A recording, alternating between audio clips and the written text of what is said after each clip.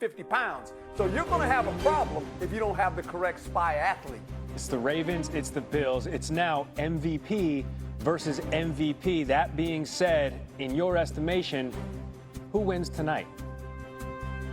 Oh, boy. I hate picking against Buffalo at home, but I'm going to go with the Ravens because of their size. Derrick Henry, obviously, big runner. They're a physical football team. This is a payback for them. Mark Andrews is a big tight end. He's at 6'5", 250.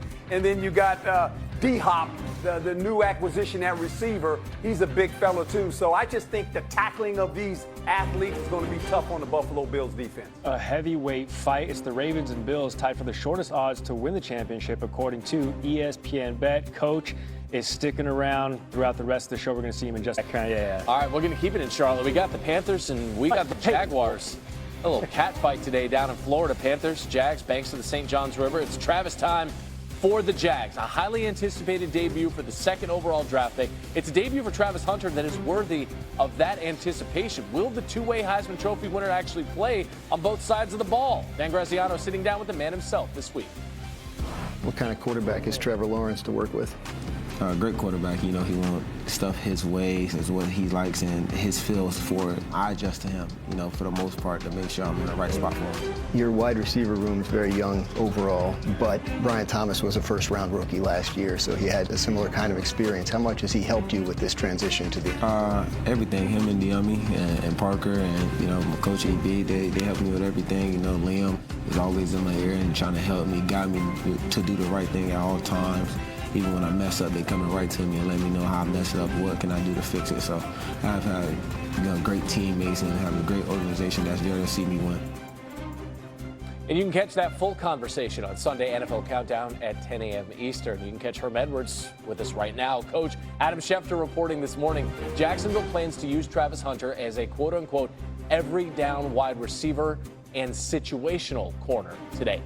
How would you use him in his debut?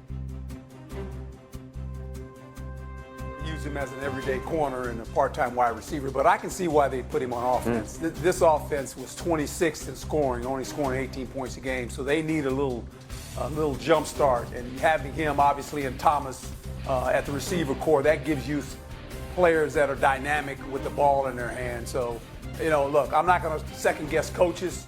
Look, he's a great athlete, and I just think that is right. As he's going to play receiver, let him play some on defense, maybe third down, 2-minute situations, because he can't play a whole game on both sides of the ball. Yeah, maybe obvious passing downs as well, like you said. And now elsewhere in that AFC South, coach, that division has Cam Ward making his debut for Tennessee. So what are reasonable expectations here for the top overall pick this season? Well, I think he's a fantastic player. The problem is, don't get behind in Denver. If I can recall, Denver led the league last year in sacks. They had 63 of them.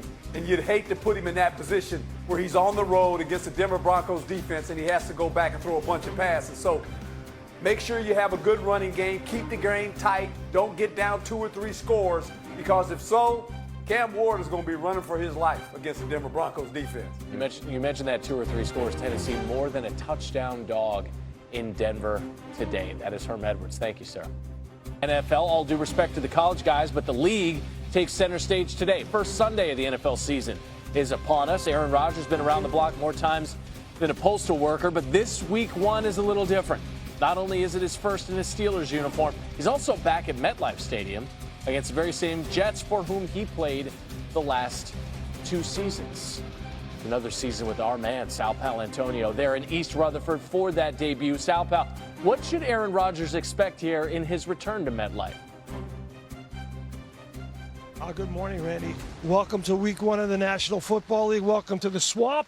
And as you can see, we've got a monsoon out here, raining sideways. Let me paint the picture for you. Weather-wise, first, you can see the rain.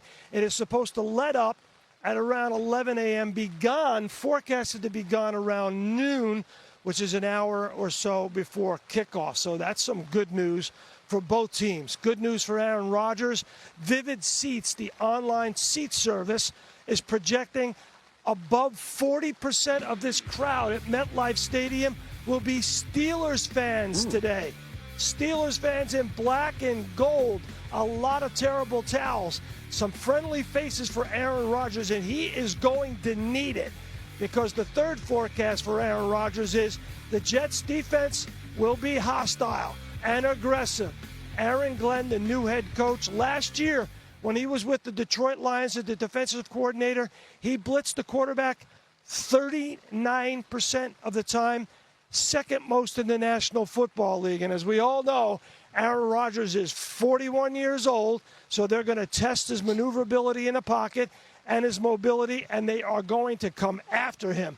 Aaron Glenn has blitzing in his football DNA. He coached here under the very famous Rex Ryan of ESPN, who, of course, is the son of Buddy Ryan, 46 defense that won Super Bowl in 1985 for the Chicago Bears against the New England Patriots, and was also the defensive coordinator for the Jets when Joe Namath won the Super Bowl. So it's all about blitzing the quarterback for Aaron Glenn, and that's what they're going to do against Aaron Rodgers today. There's your forecast in 3 parts. You got it, Randy? I got it. I like it's weather on the 6s here with Sal Paolantonio. I do want to point out that Aaron Rodgers needs a better start. He's lost his last 3 season openers in which he's played more than 1 drive. Sal Pal, stay dry, stay cool. We'll talk to you soon.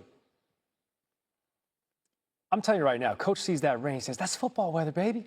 Justin Fields also making his debut with a new team against his former team. Coach, how possible is it that Fields actually outshines Rodgers on the field in this game?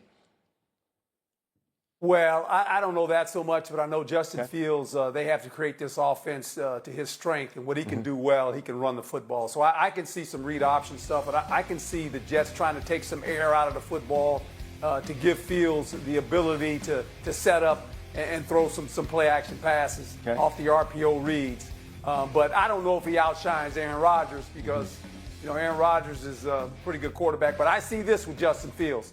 That's what worries you about Justin Fields, his ability to tuck the ball and run. He don't run for 5 yards. He can run for touchdowns. Yeah, he opened the season last year starting for the Steelers and actually got him off to a pretty hot start. Mike Tomlin has made the playoffs in 12 of his 18 seasons, has never had a losing record. We all know that. But to what extent are you buying that this Steelers roster is a playoff team?